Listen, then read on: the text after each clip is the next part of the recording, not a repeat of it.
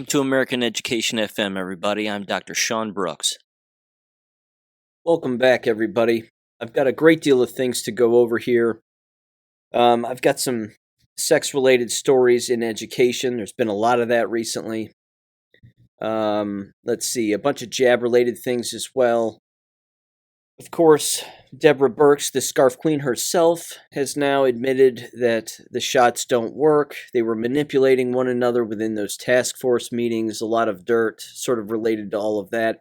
I want to talk about Simone Gold a little bit later too, because she keeps perpetuating her own lies over and over again, and she's doing whatever she can to basically make all the rounds and play the constant victim, which I think is awfully ridiculous of her. And then I've got a little bit of an article here at the end that sort of summarizes a lot of what's already happened and what's going to happen, I think, coming down the line. It's a very well-written article, but here's what I'd like to do first. I want to spend some time talking about the last episode with Kimberly Reichs and sort of the waking up process.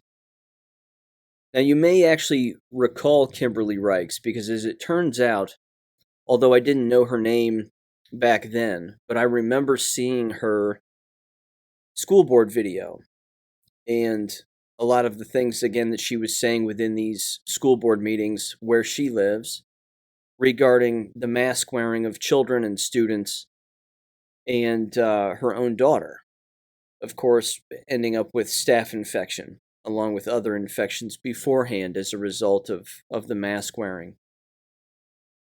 The first time that I saw those videos, I thought to myself that the only move that she needed to make at the time was to remove her child from that environment. That was the first thing that I thought. In fact, I said that on this very show. I said, again, and you've heard me say this, that I've been critical of parents who are sending their children to schools where these schools are openly abusing their children, and yet they continuously send them back. I'm not backing down from that, and I'm not backing away from that stance. I will always stay with that and stick with that. What is interesting is that, again, not everybody is waking up at the right time, and not everybody's path is the same. So, as I continue to sort of describe a number of other things here related to this and sort of this awakening process for all of us, I would encourage people to imagine a mountain. And at the top of that mountain is some ultimate level of consciousness, and you can call it whatever you'd like. But I think that a great deal of us are working our way up that mountain as best we can. And we're looking behind us with our arms stretched out, and we're trying to bring people with us.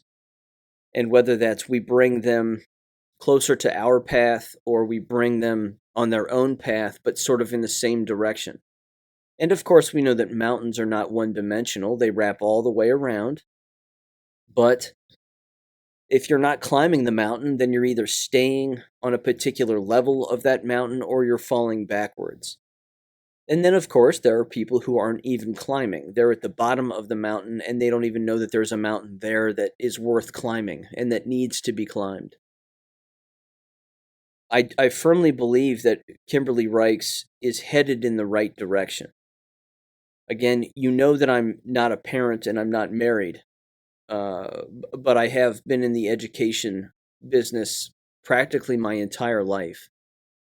And the moment back in 2020 when they closed schools, that's again, and you've heard me say this a million times, but that's when I started to say, this ship has sailed now. They've shown their hand. They're going to fall like dominoes. Then it's going to be mask wearing. Then it's going to be shot taking. Then it's going to be, mass die-offs and a number of other things. This is all happening. And I would encourage people to also consider this, that we are on a battlefield, and that battlefield is a very serious battlefield. And in my professional estimation and personal estimation, I do not think that children belong on that battlefield. This is a battlefield for adults, but at the same time, we have a responsibility to tell children about what's going on that battlefield on a day in and day out basis. But what we don't do, hopefully, is consistently send them into the actual battlefield itself. And American schools, colleges, universities, it doesn't matter what level of quote-unquote formal education you're talking about. It is a battlefield. And I just don't think that that's the place for children. Again, I'm not Kimberly Reichs. I'm not married. I don't have 7 children. I'm not a housewife. And I'm not touring the country giving talks about my own experience with my own daughter. But again, if I was in a position like that, and it's easy to say the following, but I wouldn't personally be knowing. I'll start by saying this. Knowing what I know, me personally, I would not be traveling the country telling people about the abuse of my child while still sending my children to these environments. If an individual has the ability to homeschool, then they should do that. I've suggested Abeka.com on this show on numerous occasions. I link it in the description below of all of my war videos on BitChute. The same thing is true with Calvert Education. These programs exist. And unfortunately, the indoctrination, as we know, stretches right through adults and parents themselves to where they believe that we need the government system so bad that we have to do whatever we can to change that government system to accommodate us. When in fact, that's not what needs to happen in my professional opinion. We need to walk away and let them crumble to the ground. They're too far gone. These buildings and these institutions are just too far gone. I would make another suggestion, frankly, to anyone. I've even written about this at length.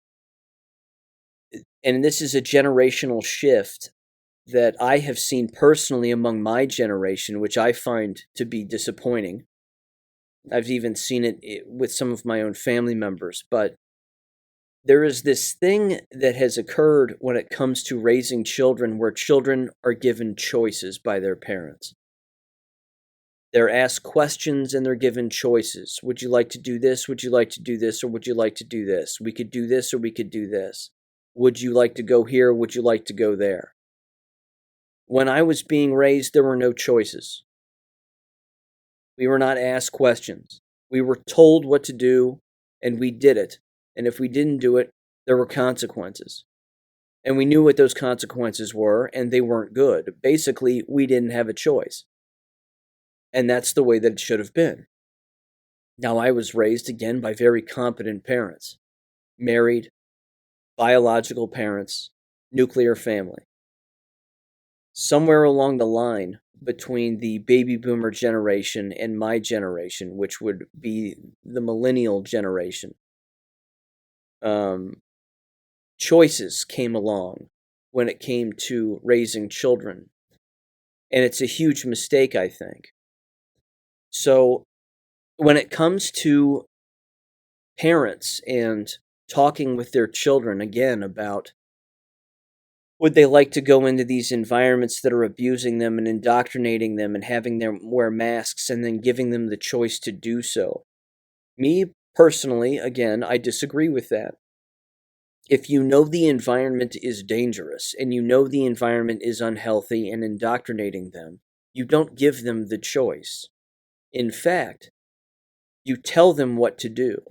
And if telling them what to do and not giving them a choice, by pulling them out of school and saying, I'm pulling you out and you have no choice in the matter and you have no say in the matter. I'm the parent. You're the child. I'm the adult. You're not. I know more than you do about what's going on. That's certainly an approach to take, and I highly encourage that approach. I would take it a step further, knowing what Leonardo da Vinci said about people, that you have people who see, you have people who will see when shown, and then you have people who will never see. Help your children see what's going on by showing them what's going on. Show them these news articles and degenerate videos of endless things occurring with pedophile teachers and school board members and crime and corruption. Tell them about all of this. Tell them that the American K-12 school apparatus is a nightmare. It is a literal dream, and it just so happens that it is a nightmare. And that it isn't something that anyone needs to really participate in, certainly not children, and not innocent children, because they are the prey. So it's not just a matter of looking at them and saying, we're homeschooling you, this is the way it's going to be, you don't have a choice. That can certainly be the only way you choose, and that's fine. I would just do that, and then I would take it a step further, and I would show them the videos. Again, show them the evidence. Show it to them. And then explain to them that there are countless individuals who homeschool, and they are smarter than the students who attend public schools. Again, you've heard me say this consistently on this show. And again, I mean absolutely no offense to Kimberly. I respect her greatly, and I know that as she climbs that mountain, that she herself is bringing people with her who are more asleep. She's bringing people with her who are not as awake as, say, she is. But there are people who are more awake than she is. Because, again, everybody's taking a different path, but at least we're on the mountain, and we're working our way up the mountain. And so, yes, I as soon as she started talking about her child and the abuse, again, my immediate thought was, why are you traveling the country, and why are you not spending time with your children, raising them at home and teaching them at home through homeschooling programs and pulling them out? Because, again, there's the lead by example method as well. That if you want to lead by example, you pull them out immediately. As soon as they say we're masking or we're distancing, or as some of the schools around where I live, you have to walk around with a plastic shield in your hand and put it up on your desk like a good little robot because, we believe that sneezes and coughs are responsible for illness when in fact they are not.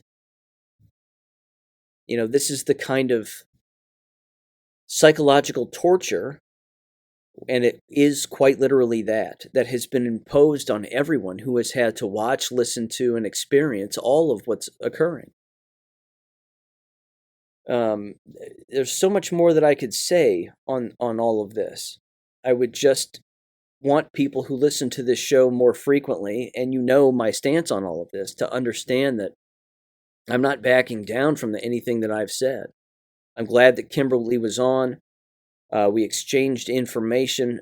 We have a Zoom call set up where I can potentially teach her about some more local issues and how to go after these people locally. But what she may realize is that she'll have more time to go after the enemy when her children are not on the battlefield. That if she takes her children out of school and homeschools them, she can accomplish the same kinds of things that don't involve traveling the country with General Flynn and all these other groups, and some of them are grifters, and they're just they're just sort of using the common person in order to put money in their own pockets. I would be very careful around these people. And frankly, you've heard me say it, that you'll never find me on a stage with these people. I just won't do it. I haven't been invited, and that's for good reason, because, I'll tell you what, I'll mention this too, because it certainly ties in, and I'm not trying to, again, make this about myself, but I don't have much of a choice here. The reason that I'm not getting phone calls around this particular issue of education, and you see articles from Chris Rufo and Charlie Kirk and all these other people, because they're all tied in with these organizations and I am not. I've called out these organizations as being fraudulent, and I've called these guys out as being fraudulent because they're not educators. They never have been. And the moment that you have a former educator who happens to be a whistleblower about sexual crime and corruption and a variety of other things, not to mention degrees and books, etc., when you have someone like that going around and talking consistently to groups of people, It immediately delegitimizes all of those other individual movements because they don't have the same credentials that I have. Now, with that said, it doesn't take credentials to talk about these issues. However, it helps. And you've heard me say this. How often do you see former school teachers, K-12 school teachers, or even university professors, but specifically K-12 school teachers, talking about what's going on consistently within K-12 schools on the mainstream media? You don't. Even these Fox News contributors, quote unquote, are not former school teachers. They know nothing about the business. They haphazardly talk about it through what Rush Limbaugh would call the drive-by media, drive-by headlines, and all of that stuff. And that's a very real thing, and that happens consistently. But it's not an accident, because the moment that someone with books and degrees and the experience and someone who's been to hell and back against these state departments of education immediately shows up on the scene, that person delegitimizes everybody else with their experience and with their credentials and with what they're saying to be true. They can't have that person out there. They have to have the likes of the Charlie Kirks and the Chris Rufos and all these other people, the Clay Clarks of the world and whatever else. They have to have those people out there because, again, they all get to just echo what each other is saying. Just like Simone Gold, which I'll mention her toward the end of this episode, but same kind of thing. They have to have people just being parrots and saying the same stuff over and over and over again, rather than focusing on parents homeschooling and saving their families and saving their children, and then fighting from their home, which you've heard me say is your castle. You fight from your castle if you can. Yes, go out and meet the enemy where they are and destroy them out there too, but you have to save yourself where you are. Then you can fight the enemy at a time and choosing of your place and of your, at your leisure. Again, fixing these school boards and fixing these schools is an impossible task. And I quite literally mean impossible. I fully understand that people have successfully gotten rid of perverse books out of their schools, and they've flipped school board members and this, that, and the other, but flipping school board members and getting rid of perverse books is not enough. You have to fire superintendents. You have to get rid of HR directors. You've heard me run down the line before. And it's a long line, and it's a long list, and it's not an overnight thing, and it takes time.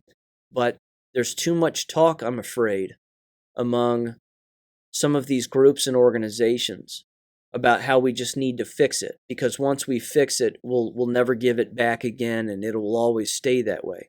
The easiest way to fix it is to let it be destroyed. You walk away from it.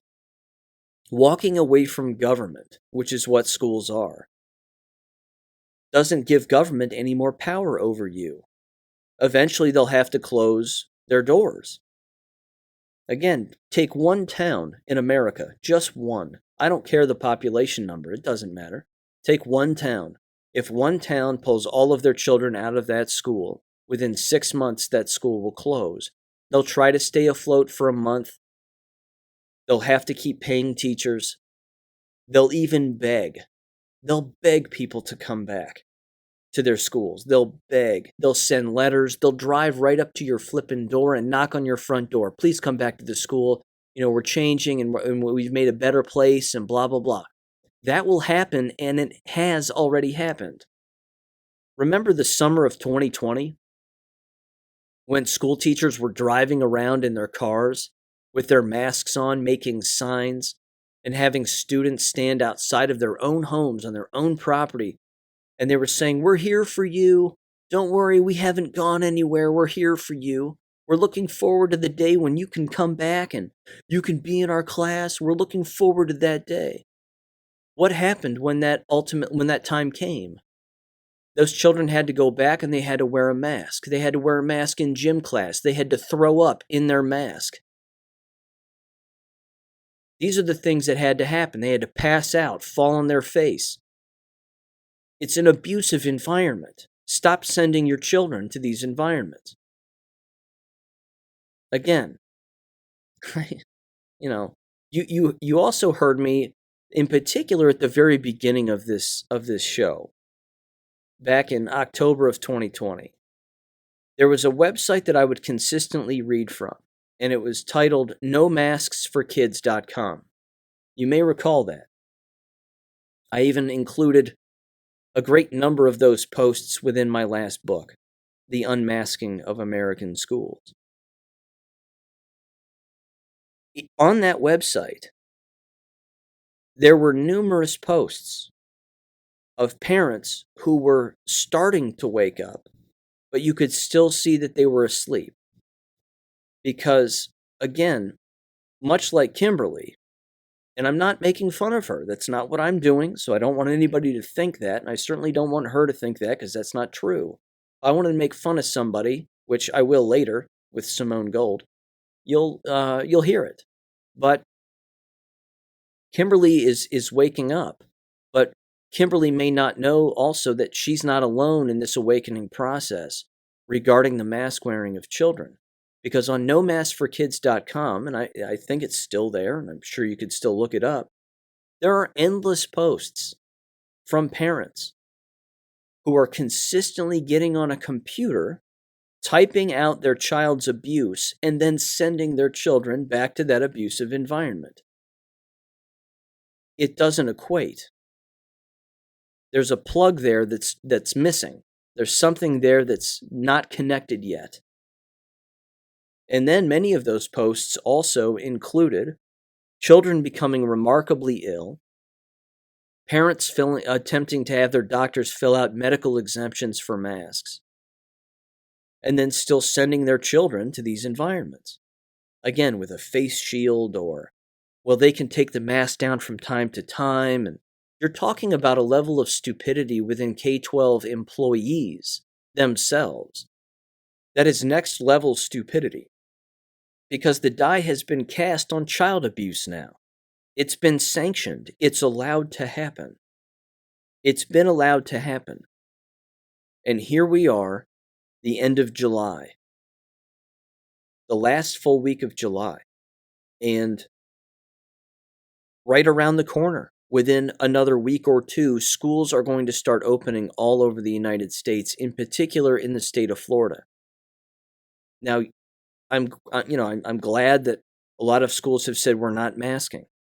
Ladies and gentlemen, if health departments start to squeeze, schools will just do what the health departments want, because that's what happened the last time. So again, it's a battlefield. And on that website, again, nomaskforkids.com, a lot of parents were giving their kids the choice. There were posts quite vividly that would say, my kid came home today, they were sick, they were coughing, they had acne on their face from the mask. They said they didn't want to go back.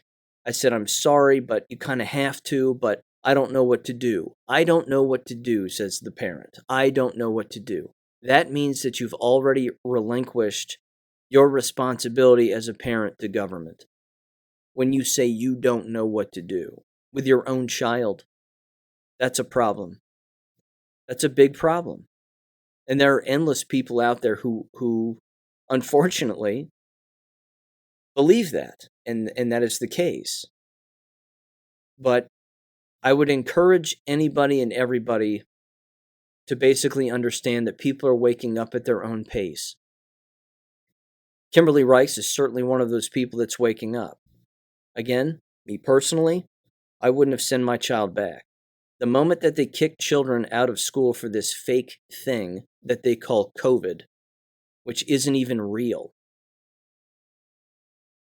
the moment that they did that, knowing, again, what I know, which of course isn't what everyone else knows, and people know far more than I do, but that would have been the final straw. Now, of course, knowing who I am, I wouldn't have sent, and knowing what I know, I wouldn't have sent my children into a public school system to begin with. That wouldn't have happened. But I understand that people feel they need to do that. I would also encourage those people who are feeling that way to understand that here on this show, I've talked with numerous parents who have fought school systems while sending their children to school. They have also quit their jobs to homeschool their children because they've said enough is enough. We're done. I'm not doing this anymore. And for every single parent that made that move of quitting their job, realigning their family, and doing what they could to homeschool their child, they don't regret it. Not a single one of them regrets it. Now, you take into account something like a single parent who, again, has one or more children. I understand that this can be a difficult task. I also understand the importance of raising civil and polite adults. Because again, you've heard me say that when you have children, you're not raising children, you're raising adults. You want them to be adults. The fastest way to do that is to expose them to the real world that we live in as much as humanly possible, not to overwhelm them and make them afraid, but you make them aware. And if they can read and they can write and they're literate, then they can teach themselves. You know, it's the rare middle school student that doesn't want to be treated like an adult. And I'm not saying, again, that leaving children home all day long is necessarily a healthy thing. However, there's going to come a time in their lives where they're going to be on their own. And we live in different times now. Again, there's a lot of different posts out there, some funny memes, some really interesting stories, but one of them that was bouncing around last week that I tossed up on my Gab had to do with kids of my generation, the kids that, and even the younger kids in previous generations. I mean, we would ride our bikes all day long. We would eat breakfast and then we'd get on our bikes and we'd go bike riding. We'd go play outside all day long. And then we wouldn't come home until it was dinner time. That was my generation. That was previous generations, my parents' generation, and so on and so on. But I understand that we live in more dangerous times, so to speak. But again, if you give a child some silence and you give a child who can read and write the opportunity to be quiet on their own, in their own environment, they can listen to their own head. And that's not a bad thing. And then, of course, at the end of the day, say, for example, the single parent comes home. The first move the single parent should say is that they love their child and show me what you learned today. Because these programs that exist online like Becca and Calvert Education, there are things that you do by yourself 95% of the time. But if you want to talk to a teacher or you need assistance from a teacher, they are available online to do so. Again, this involves the parent learning along with the child how these programs work.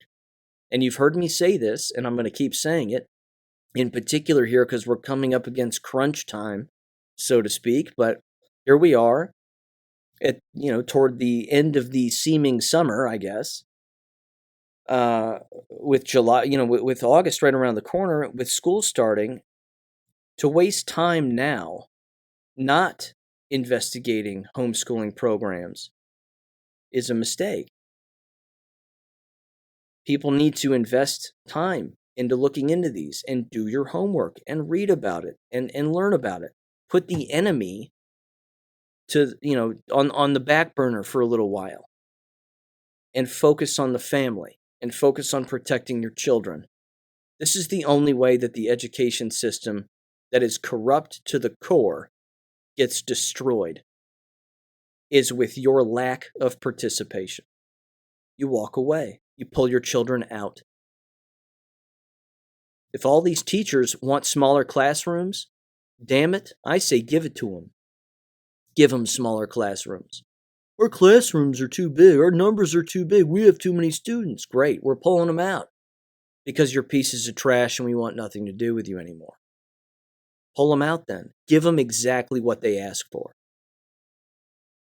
Because again, this coming school year, when the shit hits the fan, you don't want your child on that battlefield anymore because that's not fair to the children. That's not fair to them. They don't have that coming. And if this is an army and you treat your family as an army, you're the general as the parent. Your children are the privates. They're the ones that are supposed to do what the general says. Unfortunately, there are countless people that have no idea that we're at war. And they just serve their children up to government. And it's game over for them. Because they're going to be the ones that are back wearing masks. They're going to be the ones back playing the games. And the parent is going to be the one getting mad. And then you're going to watch the mental and emotional decline of your child in real time again. How much more do you think your child can take? How much more do you think your children can take? Because the homeschooling children aren't having to deal with this. They're not. They're learning about the war, the homeschooling child is. They're watching BitChute. They're on Telegram. They're reading Gab. They're on these platforms. Maybe they're listening to conservative talk radio from time to time. As inaccurate as that is on a variety of issues, but getting children again to listen to the radio. Not a bad thing, except for, of course, all the shot propaganda and, all of that stuff. But that needs to be explained to children. And it breaks my heart again when all of this is out there in the media and all of that propaganda is out there and the parents themselves can't even see it and don't even bother to explain it to their children. Again, you've heard me say it. You listen to a conservative talk show on the radio. All the commercial breaks are Pfizer this, Pfizer that. Get your booster, get your booster. Well, explain to your children that 60 to 90% of all school employees are jabbed. And that these shots are killing people and designed to kill people. Explain that to them. Explain to them the horrors of what's going on. Piece by piece, a little at a time, not to overwhelm them, but a little at a time. They will thank you when the time comes, and that time will come. May not be today, may not be tomorrow, but years down the line, they will thank you. Because they're going to look back at this time, and what are they going to say about their parents? Are they going to say, you sent me into this criminal organization to wear masks when I could have been doing this on my own at home? I don't know if you want to be on the raw end of that or not. I don't know if anybody does. So that's my 2 cents on that. And I'll finish this quick discussion, although it's lasted over 33 minutes now, but I'll finish this discussion by reading this anonymous post. And it says the following. It says, quote, I don't know if any of you have been going through changes in your lives right now, but in the last few years, I've come to some pretty meaningful realizations, many of them revolving around the fact that I got a lot of things wrong in my past. Today, I went through my entire library and threw out books that just don't align with who I am and who I want to be. I have always found beauty in the macabre, but at this point, I just want to ask myself, what is my relationship with this content? And the truth is, I just don't want to invite any of these things into our family's lives, even if it comes disguised in beautiful colors, collecting dust on my shelves. In no way is this post designed to put anyone down if you're into this stuff, because I think we are all on our own journey, and I love everyone regardless of where they might be. But right now, it's never been more clear to me that there is a spiritual battle taking place, and I want to surround myself and my family with love and light. With that being said, I want to send extra love to everyone out there and hope through some of these trying times, you are making meaningful changes in your life too. Unquote. We all have a different path, there's no doubt about that, but we have to know who the enemy is. And we have to refocus our energy and our attention on those that are trying to hurt us. Again, it's not necessarily our responsibility to wake everybody up and travel the country and yell at the top of our lungs about this, that, or the other. Ultimately, we just have to sometimes take care of ourselves first. I've never been a fan of altruism. I don't think that it's productive. We have to help ourselves and our families first. Then we can fight the enemy at another time. So there you go. That's my 2 cents on that. Okay, shifting gears here. A lot of sex-related stuff coming out of schools these past few days.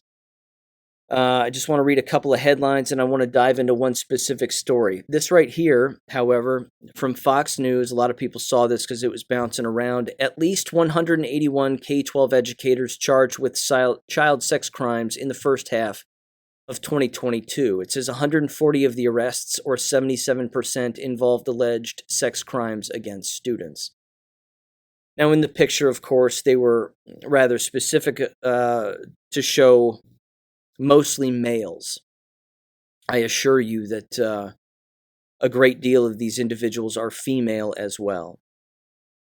And, of course, they start to break them down. There's a female, there's another male, this, that, and the other. I also find it interesting, again, in the title where they say at least 181. The reason that they say at least is because they have to say that. It's far higher than 181, just within the first half of this year among K-12 educators. This is an incalculable number.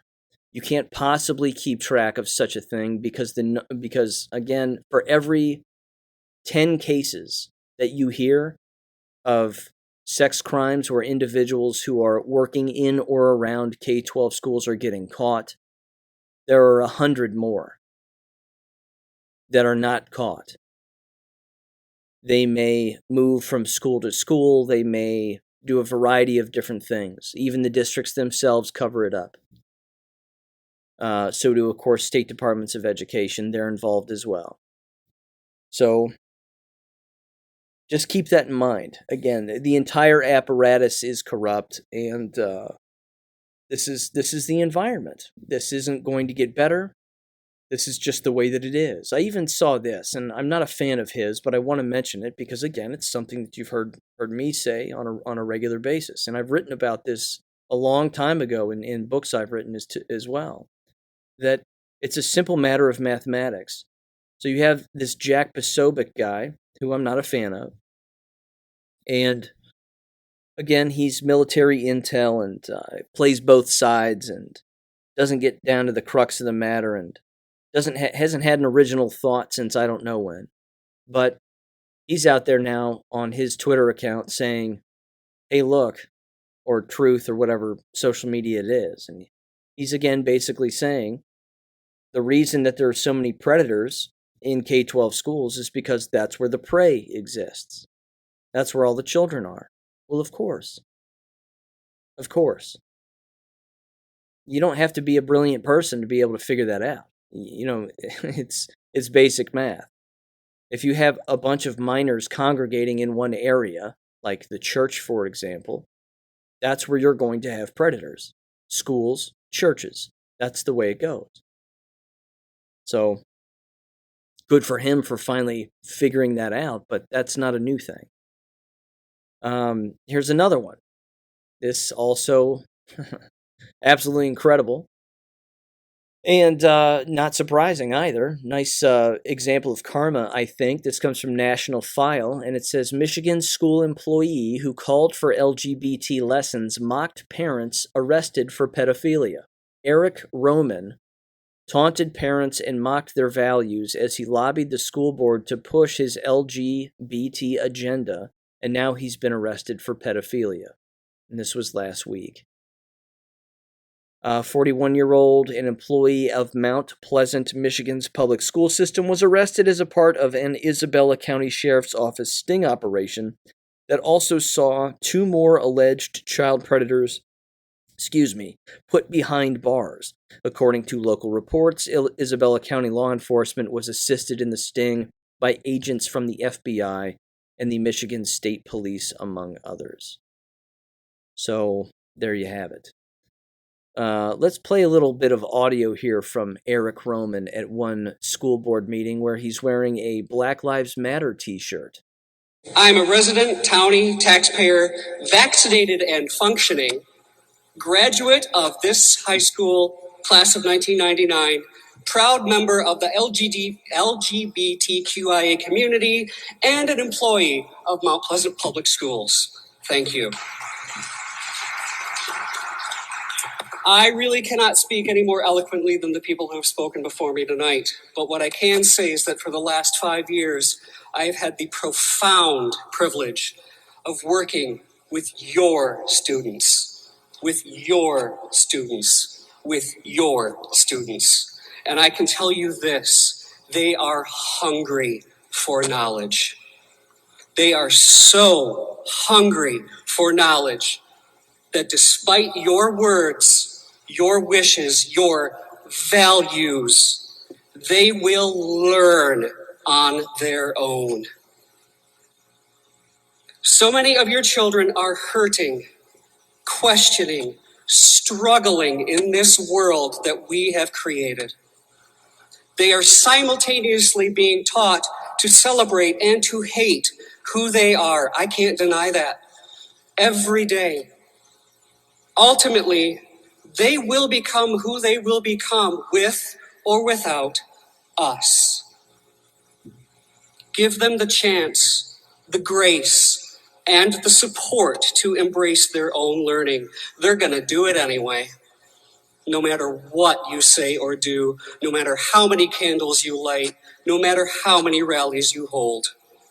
With liberty and justice for all. And that, ladies and gentlemen, is what a pedophile Marxist sounds like. That's it. That's what a pedophile Marxist sounds like. The pedophile Marxist is telling parents to get out of the way of their children, to stop holding their children back, quote unquote, to get out of their way because they thirst for knowledge. Well, if they don't need him, then why send them to school in the first place? Because there's this large debate that has always existed. Well, not always, but I would certainly say within the last 20 years, solid. And that is that teachers know better than parents. And teachers can teach America's children better than parents can. If you're a parent and you believe this, you are sorely mistaken. And again, you've given up your rights and your responsibility to Marxist pedophiles just like this guy. Now, in the middle of that speech, there was a dad right in the back, right in front of the camera, who stood up and left. About halfway through the speech, he was like, I'm out of here, and he just gets up and leaves. You can see the look on his face. It's priceless. It's absolutely priceless. This is a pedophile. He was a pedophile. If people like this speak in board meetings, you should assume that they are pedophiles. That's not wrong of you to make that assumption. Listen to what he said. Now listen to how many other people have said the same kinds of things within board meetings. Or within open houses, or whatever it is. It continues to perplex me that people keep playing this game called American K-12 schools. American public school that is government run as we know it. That was the experiment. And it's failed miserably because homeschooling has been around since the beginning of time. But at the beginning of the 19th century, that's when government-run schools were created. How's it going so far? How's everybody liking it so far? How about we get back to making our ancestors proud of ourselves? And we get government out of our lives. How about that? Well, good riddance to this Marxist pedophile. Because, yeah, he wants society and himself to destroy your children. And you can't let that happen. Because, again, he's the enemy. Here's the next one, speaking of pedophiles. This comes from TexasScorecard.com. Titled, Sting Video Catches Texas Teacher Trying to Meet Teen for Sex. A principal said the middle school teacher is no longer employed by Garland ISD. This was from July 22nd. Another North Texas teacher caught in a sex-related scandal involving kids is no longer working within the school district thanks to exposure by a Dallas actor and comedian. On Wednesday, Cassidy Campbell posted a video on his YouTube channel of a man arriving at his residence expecting to meet a 14-year-old boy for sex, only to discover that he had been caught in a sting operation. Because Campbell is known for prank videos, some videos thought the sting video was a parody. It was no joke. Garland Independent School District officials confirmed on Thursday that the man seen in the video, identified by Campbell as 28-year-old Christian Ayala, a middle school fine arts teacher, was one of their employees. A July 21st letter from Brandenburg Middle School Principal Randy King said that the video showed a GISD teacher attempting to engage in illegal activity, and as of this morning, that teacher is no longer employed. King's letter, blah, blah, blah. Campbell tried to contact the school before, put out the video, blah, blah, blah, and remains an ongoing investigation with law enforcement. Well, he should be tried and convicted and become a registered sex offender. And that's that. So this one got caught in a sting operation by a comedian. Think of what other pedophiles aren't being caught in sting operations that are just roaming the halls on a day in and day out basis. It's happening all over the place, ladies and gentlemen. It's incalculable. We can't possibly calculate how often this is occurring. Which leads me to this next brief discussion. There was a post online on an anonymous chat board that had to do with asking the question about sex education, and how in schools, the business of sex education, of course, has become a thing over the last 20, 30 years or so, if not longer than that. And why haven't we had what this person referred to as coupling education? See, I agree with what this person was saying, and I'm basically going to paraphrase what they said. And it's a very good post. It's poorly written, but it was very good. And they said, again, if schools spent any time discussing anything like this, relationships, whatever, that it didn't need to be based in the act of having sex or not having sex. It should have been way before that.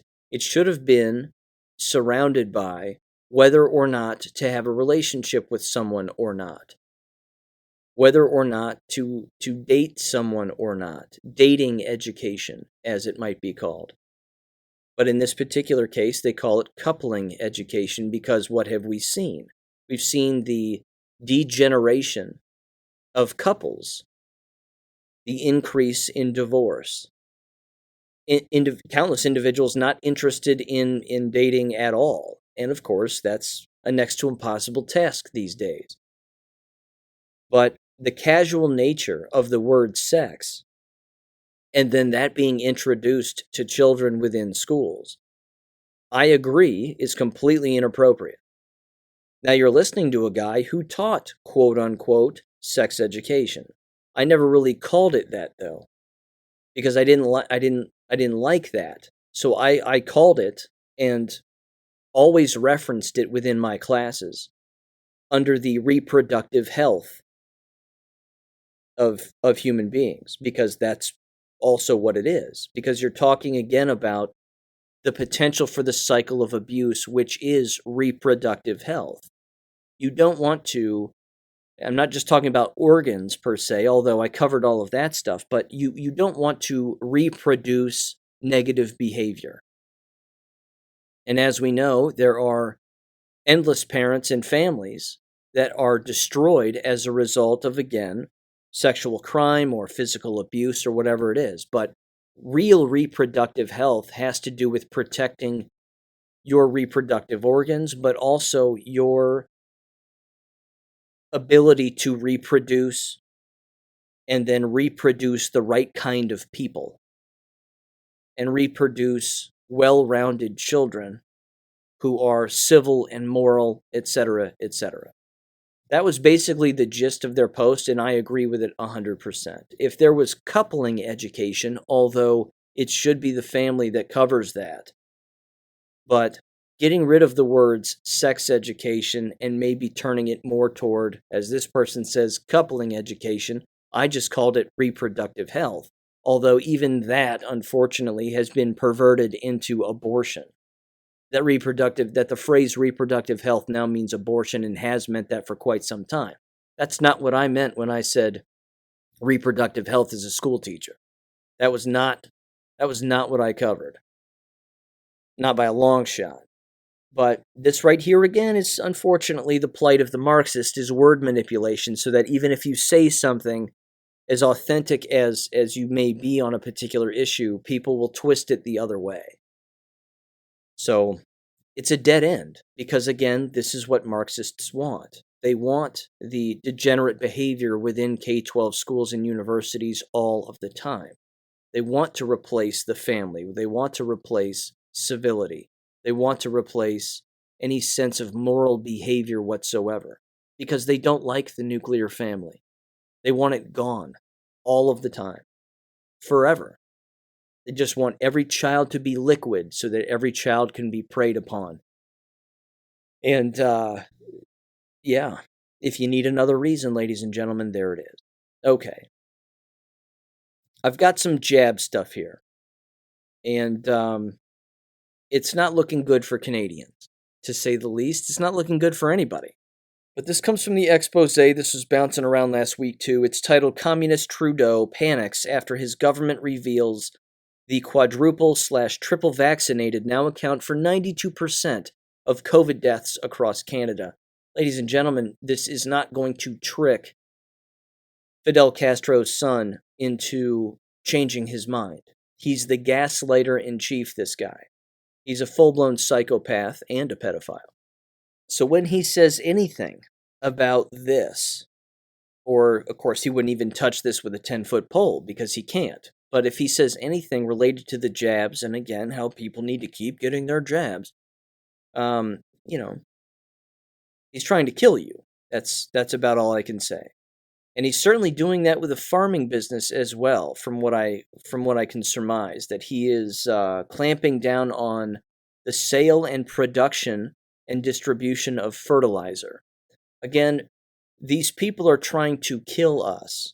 The question becomes, what are we going to do about it?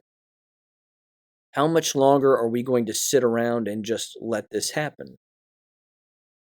Again, the protests have been great. All of that galvanized a great deal of people.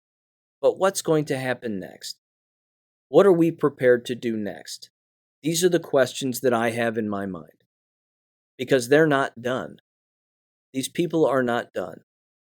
Which really brings me to this next thing, and then I want to mention just a couple other jab-related things. First of all, you recall me bringing up a while back all the WHO and World Economic Forum stuff, in particular WHO, about their global pandemic treaties and all of that.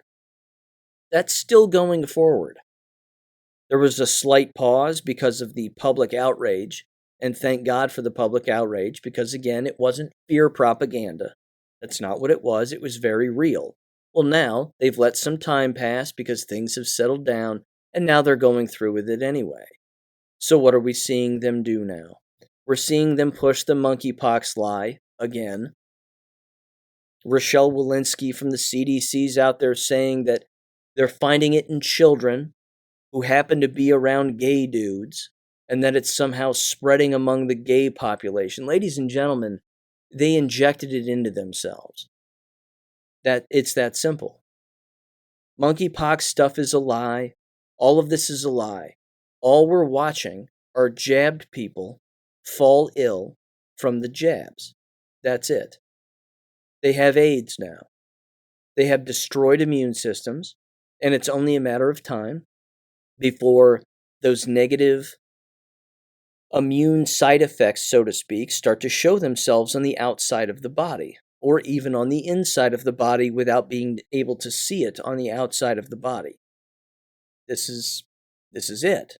So they're using all of this, of course, because they're using this to manipulate the media, and the media, of course, manipulates the people then who still listen to the media. And they're playing this hand. They're playing this card. And isn't the timing interesting? Isn't the timing just perfect? School's right around the corner. We're a week away from countless schools opening. More will open throughout the entire course of the next month. Universities will start to open toward the end of August, beginning of September. Then what? Who's going to play this game again? Because one of the things that I'm going to do again, like I did last year and the year before, I'm going to keep driving around Miami University at very specific times of the day. And I'm going to start doing head counts. I'm going to do head counts as to how many university students I'm seeing, what it used to look like, what it looks like now. I'll start to gauge whether or not I see an uptick or not. It's going to be pretty obvious, I think, that there's not going to be an uptick, because they're still asking their students and telling their students that they have to be jabbed. So for all of those juniors and seniors over the last 2 years at the high school level, why in the hell would you come here if you're not jabbed? Why would you all of a sudden take a jab and be like, you know where I want to go? I've survived the worst psychological operation in the history of man thus far that's been perpetuated on everyone around the world. But now all of a sudden I'm going to take the shots just because I want to go to college. Who's going to do that? There will be people who do, unfortunately. There will be people who do. Here's another article. Peer-reviewed, comes from Science Direct, under the category of journals and books in the Journal of Food and Chemical Toxicology from the month of June. Quote, innate immune suppression by SARS-CoV-2 mRNA vaccinations. The role of G quadruplexes, exosomes, and microRNAs. I'm going to just read the highlights here. Bullet points. Number 1, mRNA vaccines promote sustained synthesis of the SARS-CoV-2 spike protein. Well, there's no such thing as SARS-CoV-2, but spike proteins, yes, there are. Which means, again, they're openly admitting that the vaccines produce spike proteins. It says the spike protein is neurotoxic and it impairs DNA repair mechanisms. It kills your DNA. Number 3, suppression of type 1 interferon responses results in impaired innate immunity. It destroys your innate immune system. Number 4, the mRNA vaccines potentially cause increased risk in infectious diseases and cancer. Yeah, sure does. Number 5, and finally, codon optimization results in G-rich mRNA that has unpredictable complex effects. I don't know what that means, but it sounds terrible. And then, of course, we also have Dr. Birx coming out and throwing Anthony Fauci under the bus and saying that they were all in disagreement, and then they know that the jabs don't work, and they were pushing the jabs anyway, and all of that. In fact, I'm shocked that more people aren't going after Dr. Birx, the scarf queen, as the late Rush Limbaugh coined the phrase. That more people aren't focused on her and these quotations that she has, again, where she's openly saying that they were aware that this was too fast, that these shots don't work, that they are hurting people, and so on and so forth. It's incredible. People should be focusing on her, and frankly, I can think of a better use for those scarves, if you know what I'm saying. And I think you do. Okay, Simone Gold. I'm sorry to have to bring her up again, but, she just seems to be the lying gift that keeps on giving. Because she's making the rounds yet again, ladies and gentlemen. And most recently, I believe she was on Dinesh D'Souza's podcast, screaming and yelling and ranting. DC's corrupt. I just can't believe it. I can't believe how corrupt it is. And last week, she was on Kate Daly's show. And I got to tell you, there is a thing here that really bothers me. Kate Daly was very nice to me. She was kind enough to reach out, and I was on her show once. And she wanted me back a couple of weeks later, and I basically told her no thanks. I said, people are going to have to figure this out on their own. I don't think I said no thanks, but I think I just said, let's just give this some time. Let's let this die down a little bit, and let's keep paying attention to it, and let's just give this some time. She's like, oh, well, no problem. Anytime you want to come back. I said, well, I appreciate it, and thank you for having me on. Very nice, very friendly. The part I don't agree with here is just the blind forfeiture of intellect to someone like Simone Gold. I don't get it. I don't understand why people just blindly just sort of go, well, she has it all figured out. Ladies and gentlemen, I'm going to revisit this briefly. I'm even going to play some audio from the Kate Daly show where she was on InfoWars for, again, approximately an hour with Simone Gold. When this came on, and she said, stay tuned for a very special interview with Simone Gold, I immediately went, oh, hell no. Not again. I can't do this again. I can't listen to her lie through her teeth yet again and play the victim, and I don't believe, I don't know why everything is corrupt, and just the naivete is astounding to me. But I thought to myself, no, Sean, you need to listen to this. You need to hear what she has to say so that you can bring it to the people and maybe expose her just a little bit more. Because again, I fully understand that a lot of people give her a lot of credit, and rightfully so. But you have to understand, ladies and gentlemen, that milk only tastes so good for so long. Eventually the carton goes bad. And she's gone bad. She's showing more and more on a day in, day out basis what a grifter she has become. She again has apparently, allegedly, a website, goldcure.com. Now, I've looked up this website. Maybe I'm stupid on the internet, but I can't find it. I can't find it. And apparently now she's in the supplement game, or trying to get into the supplement game. In this interview with Kate Daly, she also had the audacity to bring up two major points that I've brought up in the past regarding her hypocrisy, because she's a liar and she's just now lying. The first has to do with her walking into the building on January 6th. She's lied about this time and time again. I saw her give a speech live, in person, not over the computer. I traveled here, I saw her, I listened to her talk. I live, again, about an hour north of Cincinnati. I drove down to Cincinnati in this theater where she was giving a lecture, the America's Frontline Doctors Tour. And I think Dr. Mark McDonald was there also, and he gave a brief speech before she did. She was remarkably proud, ladies and gentlemen, when it came to giving her speech inside of the Capitol building. In fact, her story was quite literally, I was supposed to give a speech outside of the Capitol building, and then after Donald Trump gave his speech, we all started to move toward the Capitol, and I was moving toward my scaffolding stage thing where I was supposed to give a speech. But they had already deconstructed it and taken it down.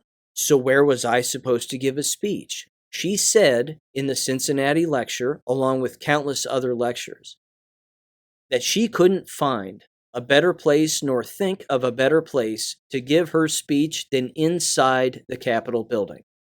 That would arguably be the most patriotic thing that she could do. That's what she said. Hand to God, I was there, I heard her say it. Now listen to what she says on the Kate Daly show from her own mouth about how she ended up inside of the Capitol building. The reason I was on the east side, people don't realize this, is I was actually an invited guest speaker that day. There was 20 or 25 people that were invited guest speakers at various locations. And I made my way along with about 25 other people, kind of in a Congo line, to that location. And when we got to that permitted spot, which was, kind of a platform and a stage and microphones set up, all of a sudden we were not allowed in. And I see that video that you're showing right now. When I was inside the Capitol, which I'll explain how I got there, but there I was giving my speech. But the reason I was forced to give a speech inside the Capitol is the permitted area was summarily not accessible to us at the last moment. Forced to give a speech. Forced. I'm not done playing this audio. Please stick around. I'm going to keep playing it. Forced to give a speech. Forced. Who forced her? Was there a gun to her head? You're going to give a speech inside of the Capitol building.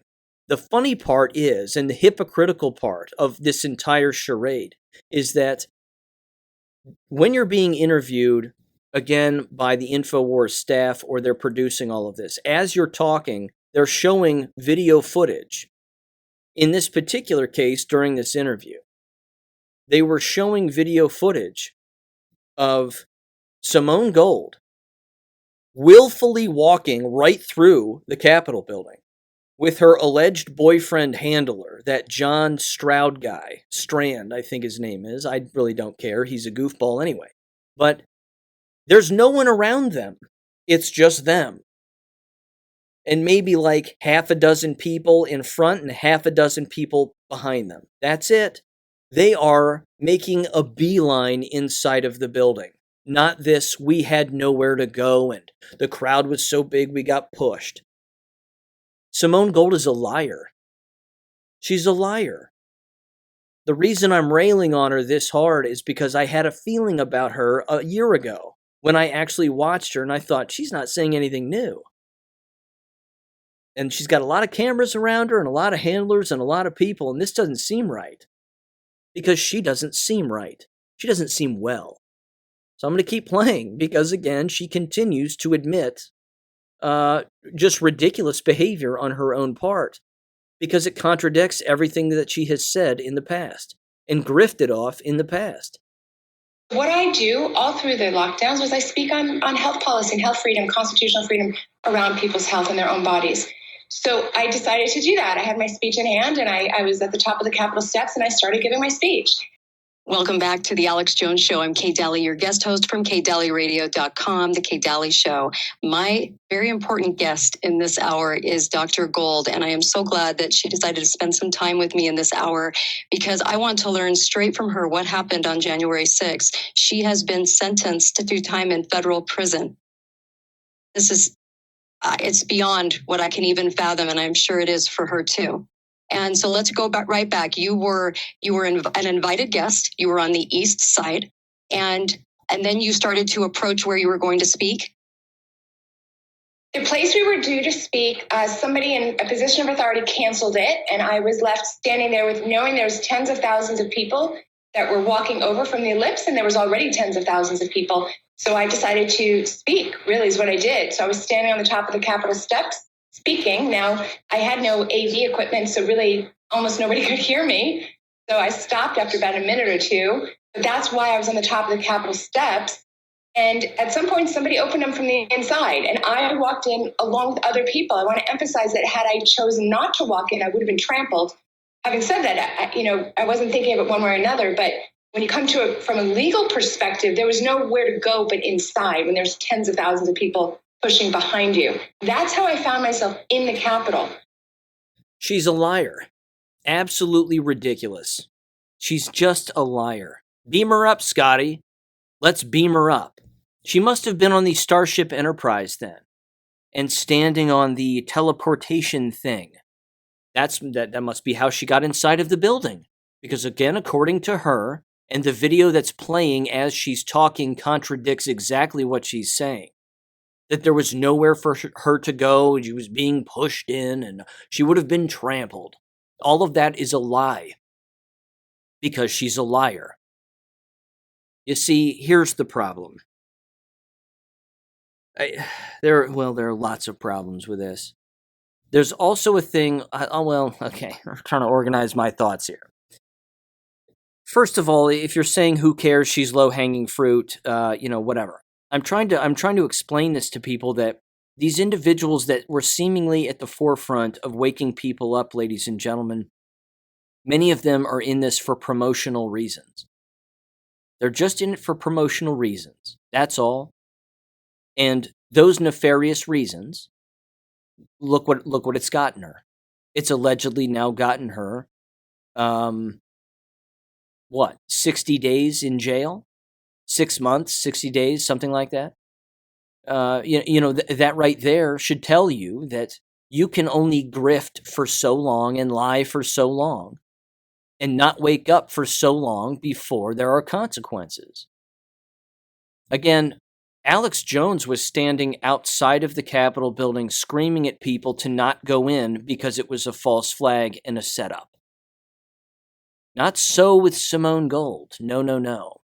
Her and her alleged boyfriend decided to run in and made sure that they had plenty of cameras on her giving her speech so that they could then upload it and then share it with the world, because we need Simone Gold. Oh God, if we don't have her around, what will happen to us? We'll all just disintegrate. It's ridiculous. This is not a promotional thing. This is not an opportunity to grift. And if she does not know, which she clearly doesn't, and she's finding out the hard way, fine by me in this case, that DC is corrupt. Their judicial system is corrupt. Politicians are corrupt. Welcome to the fold, Simone Gold. Welcome to the party, pal. Because we've been here a long time. And apparently, you haven't figured this out yet. Because again, she took the plea deal because she didn't want to do a longer time, a longer stint in jail. But to then look at people and say there was nowhere for her to go, it wasn't her choice, that is an utter lie. It's disgusting, because I don't like liars. That's all. It really just boils down to that. It's pretty simple. I just don't like liars. I don't like people that say one thing one day and then they turn around and say the exact opposite the next. That bothers me. And then they try to make money off of that, like some vulture. I don't think so. I'm just not a fan. Not a fan, won't be a fan. There's another thing, too, which, by the way, I highly recommend looking up that entire talk. It was about 39 minutes long, her and Kate Daly, back on July 21st, if I'm not mistaken. Again, it was last Wednesday.